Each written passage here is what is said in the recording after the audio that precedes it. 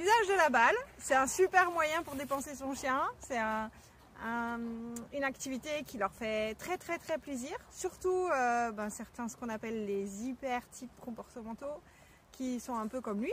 Lui, c'est un croisé Doberman, dalmatien, un mélange de chiens très tonique et sportif.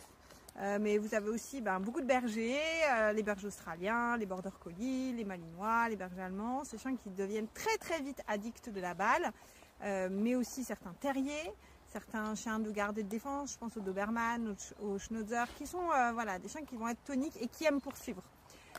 Pour tous ces chiens-là, moi je vous recommande quand même un certain nombre de mesures pour qu'ils ne deviennent pas complètement fous de la balle et surtout qu'ils ne deviennent pas incontrôlables, ce qui pourrait conduire à des problématiques comportementales.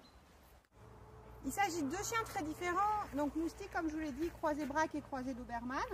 Sina, c'est un croisement de Beauceron avec, on ne sait pas trop, c'est un chien qui fait 45 kg, qui est beaucoup plus lourd, qui est beaucoup plus massif et qui est aussi, par voie de conséquence, moins axé sur la poursuite. C'est moins important pour lui, donc effectivement, jouer à la balle avec lui, il peut se démotiver assez rapidement et j'ai beaucoup moins de risques d'addiction comportementale que je peux en avoir avec des profils comme Moustique, vous voyez, qui restent quand même assez présents et connectés, alors que Sina, il peut passer vite à d'autres choses.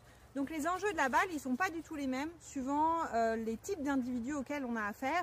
Bien sûr qu'il n'est absolument pas néfaste de jouer à la balle avec un chien de grande race et qui a un influx sanguin qui n'est pas hyper important.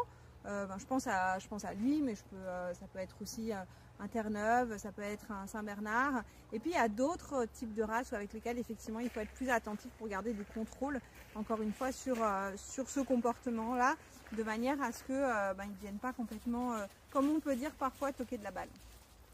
Première étape qu'on peut apprendre à son chien, c'est le fait d'attendre pour aller chercher la balle. Donc on lui demande de s'asseoir par exemple, Moustique assis, ça peut favoriser le fait qu'il attend. On lui a appris un reste, on lui a appris avec la récompense, reste, ok. Et puis, est-ce que tu es capable? Ok, va chercher, super. Cet exercice-là, si je le pousse un petit peu plus, reste, viens, viens, Moustique, viens, reste. Je peux commencer à le lancer beaucoup plus loin. Je vous fais la version raccourcie, un post-entraînement. Reste. Je peux même attendre qu'il me regarde. Et va chercher. Oui, c'est bien. Ça, c'est une première manière d'avoir du contrôle sur la balle.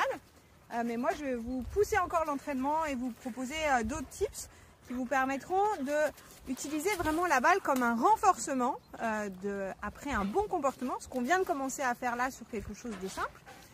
Et du coup, cette valeur de renforcement, elle permettra à votre chien de rester sous contrôle et de rester aussi dans sa tête assez disponible, du coup de ne pas se mettre en danger et ne pas non plus devenir incontrôlable, donc parfois aussi dangereux. Encore une autre manière d'utiliser la balle. Tout à l'heure, je lui ai demandé de rester pendant que j'ai lancé la balle. Cette fois-ci, je vais lui demander de rester, puis de venir se connecter avec moi et de travailler un petit peu pour aller chercher la balle. On fait ça de suite. Reste. Je lance la balle, ok. Sinaï, tu laisses. Sinaï, tu laisses. Super, bravo. Moustique, viens là. Très bien, Moustique marche. Stop. Debout. Recule. Ok. Marche.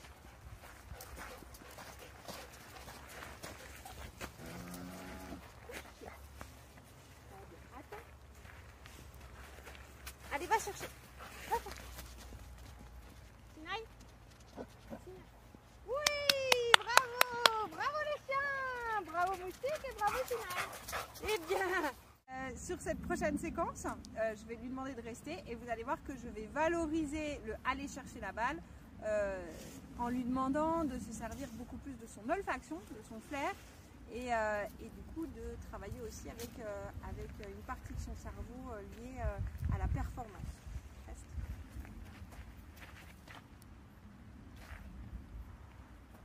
Va chercher.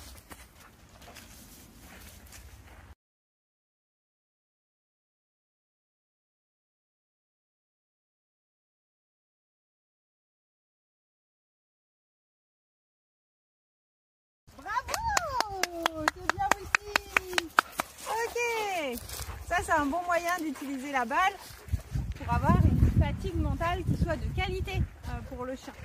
C'est bien aussi.